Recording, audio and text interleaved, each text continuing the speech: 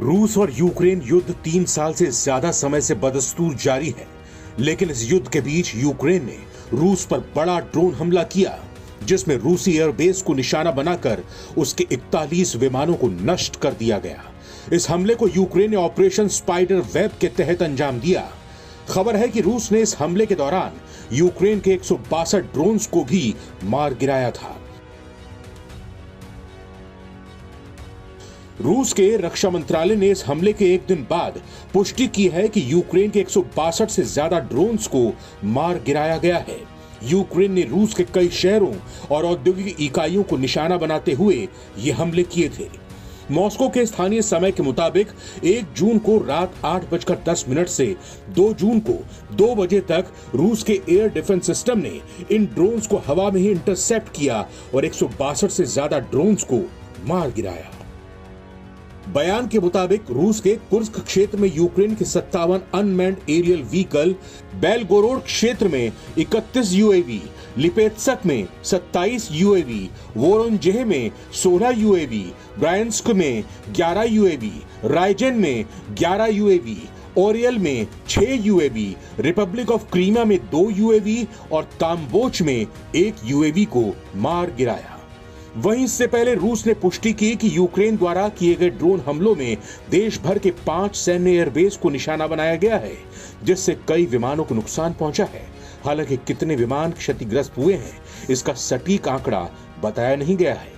लेकिन इस बीच रूस के डिफेंस सिस्टम S-400 को लेकर एक बार फिर से चर्चा गर्म हो गई है।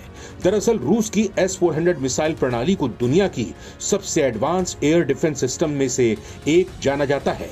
ये सिस्टम हवाई हमलों जैसे विमानों, मिसाइलों और ड्रोन्स को रोकने में सक्षम है। भारत ने मई 2025 में पाकिस्तान के ड्रोन और मिसाइल हमलों को S-400 की मदद से सफलतापूर्वक नाकाम कर दिया था, लेकिन रूस, जिसने सिस्टम बनाया, यूक्रेन के ड्रोन हमलों को पूरी तरह से रोकने में बार बार असफल क्यों हो रहा है?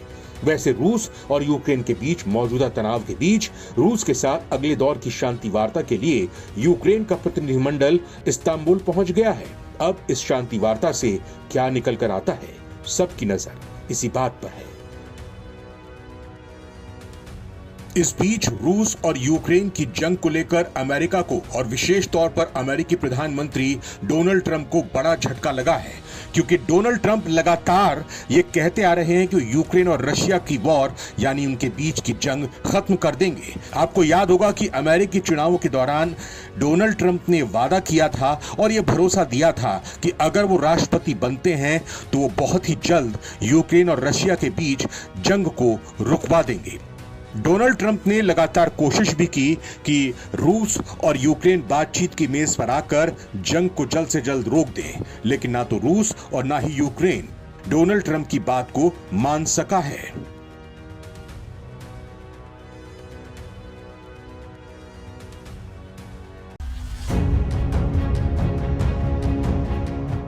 रूस और यूक्रेन में छिड़ा युद्ध विनाशक रूप लेता जा रहा है। अब यूक्रेन ने रूस पर इतना बड़ा वार किया, जो दोनों देशों के बीच छिड़े युद्ध में रूस पर किया गया अब तक का सबसे बड़ा अटैक बताया जा रहा है। यूक्रेन ने अपने बेहद सीक्रेट ऑपरेशन स्पाइडर के तहत रूस के एयरफोर्स बेस पर भयंकर तबाही मचा दी है, जिसमें रूस के कम से कम 40 बॉम्बर तबाह हो गए।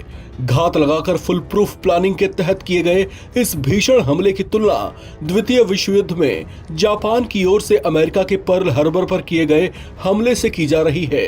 खास बात यह है कि यह हमला उस समय किया गया जब यूक्रेनी राष्ट्रपति जेलेंस्की और रूस के राष्ट्रपति पुतिन के बीच कुछ सहमति बनती दिख रही थी। दोनों देशों के बीच तुर्की के इस्तांबुल में एक बैठक होने वाली थी, जिससे अमेरिका के राष्ट्रपति डोनाल्ड ट्रंप, जो दोनों देशों के बीच जारी युद्ध को शांत कराने के एक तरफा प्रयास कर रहे थे, उन्हें भी यूक्रेन के ऐसे बड़े हमले से झटका लगा है। यूक्रेन ने ऑपरेशन स्पाइडर के तहत रूस के 40 एयरक्राफ्ट्स को बर्बाद करने का दावा किया है, जिसमें Tu-95 और Tu-22 बम वर्षक भी शामिल हैं। ये दोनों एयरक्राफ्ट परमाणु हथियार ले जाने में सक्षम थे। यूक्रेन ने बताया कि उसकी सुरक्षा सेना इस हमले की तैयारी में पिछले 11 महीनों से जुटी हुई थी। हालांकि ऊपर से यूक्रेन शांति के लिए सहमत होने का ढोंग भी रच रहा था। ऐसे में बैठक से ठीक पहले इतना विनाशक हमला करना हैरान करने वाला है। अंतर्राष्ट्रीय पर्यवेक्षकों का कहना है कि यूक्रेन के राष्ट्रपति वोलोडिमीर जेलेंस्की होने वाली बातचीत से पहले रूस पर दबाव बढ़ाना चाहते थे, जबकि रूस का प्रतिनिधिमंडल, जिसका नेतृत्व क्रेमलिन के सहायक व्लादिमीर मेंडिस्की कर रहे हैं, वो तुर्की पहुंच चुके थे।